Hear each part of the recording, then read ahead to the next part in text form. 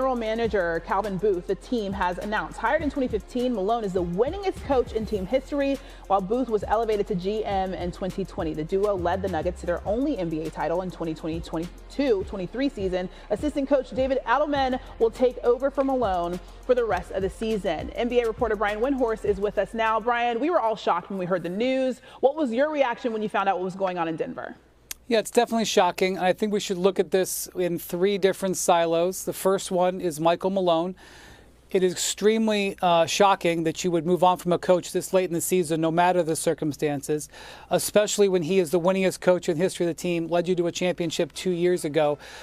Even if there was difficulties within the locker room or difficulties with the front office, that he would not be allowed to have the playoffs to try to deal with it is very, very surprising.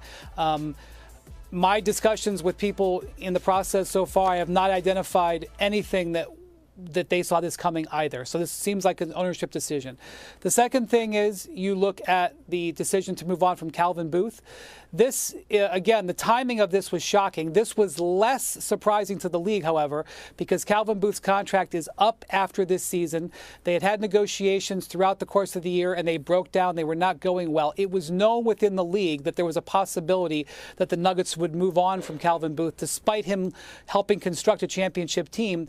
But we also didn't know how the postseason would play out, and it have been possible that if his recent draft picks, which were really at the heart of frustrations between Michael Malone and Calvin Booth, Booth wanted him to play his draft picks. This is a tale as old as time in the NBA. And if those young draft picks had played well in the playoffs, it's possible Booth would have been retained. But the Booth thing was not a surprise to the league. There were people thinking that job was going to be open for several months now. And then the third silo, which I think is probably going to be the most relevant, lasting one, and that is Nikola Jokic. You are now derailing and messing with the backbone of this superstar player's prime of his career. This is a guy who won a championship 2 years ago, and this team was put in a position where they could compete for multiple championships in a row. They have been affected by injuries. They've been affected by ownership electing not to re-sign veteran players and relying on new draft picks. And they've been, affected, obviously, now by these decisions late in the season. But you are dealing with a guy who is completely dedicated to your franchise, who has put himself in position to trust his prime years with your team, and now you have taken away the only coach he has ever known. And so they now are under some pressure, obviously, to try to, put together something for this season. But they now have got to replace the whole brain trust and not alienate Jokic. And he is probably the most committed superstar we've seen of this era to his organization, other than maybe Steph Curry.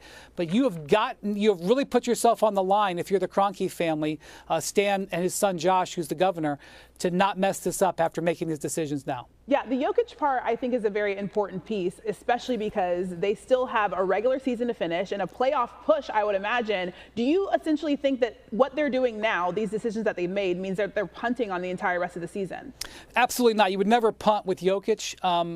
To me, the biggest thing that they've got to handle, Jamal Murray's been out the last 5 games with a hamstring injury, and if Jamal Murray's not healthy, their chances at the postseason are severely impacted. That, I would have argued, was the most important thing for this team. By taking away a coach who has dozens and dozens of playoff games with Jokic and this team, dozens and dozens of playoff victories, many, many series victories, and taking him away from the sideline, that is not heightening your chance to win. Obviously, there have been times in recent days and weeks where Malone has had harsh words. He's criticized his players. That's who Michael Malone is. He's been that way for a decade, 20 years. I've known him for 20 years. He's always had a short temper and had called rage timeouts and fumed at his players on the sideline and fumed at his players in the locker room. That type of attitude got them a ring. Got them a ring. I can certainly understand why at a certain time that may run out, and no coach is ever, stays on a job forever. And maybe you've reached that point, and maybe that would be a decision you would even reach at the end of this season. But to do it with just a couple of days left in the season, when you need all of your resources to kind of line together to try to salvage where you are in this season, is a very, very surprising turn of events. And like I said, maybe there was a precipitating incident, and we will learn in the next hours or days of what happened.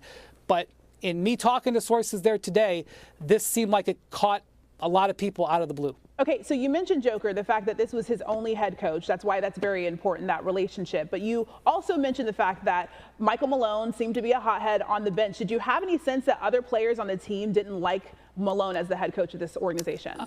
I am sure over the course of the time, and remember, this core has been together for years now, that the relationships with Malone come in and out. But this is who he is. This is a guy who's been in this job for 10 years.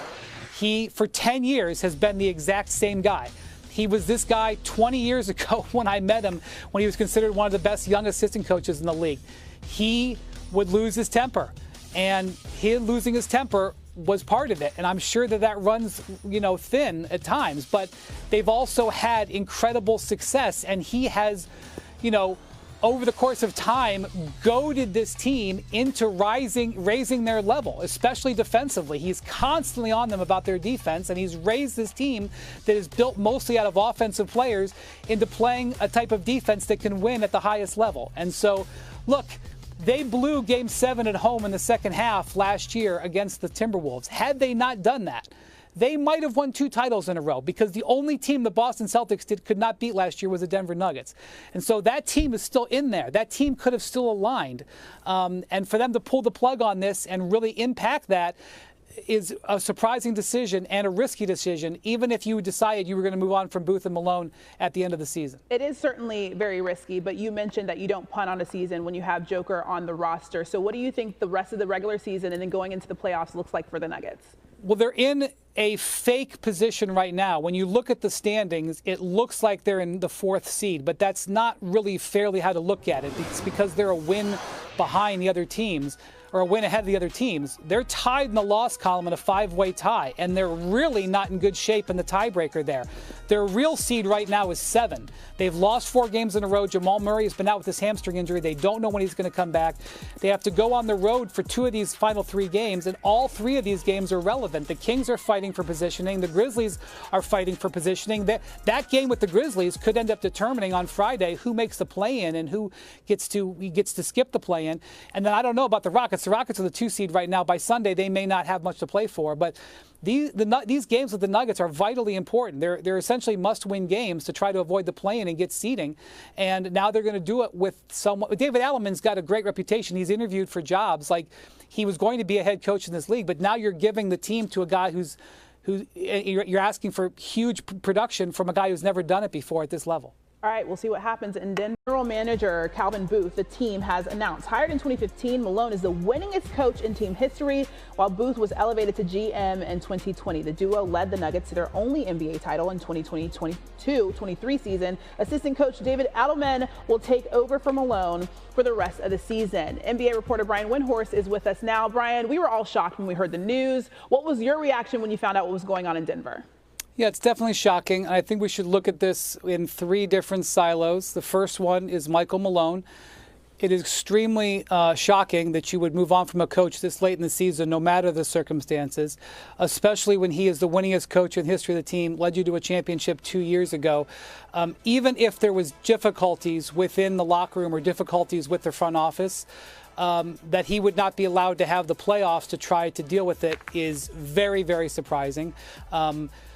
My discussions with people in the process so far, I have not identified anything that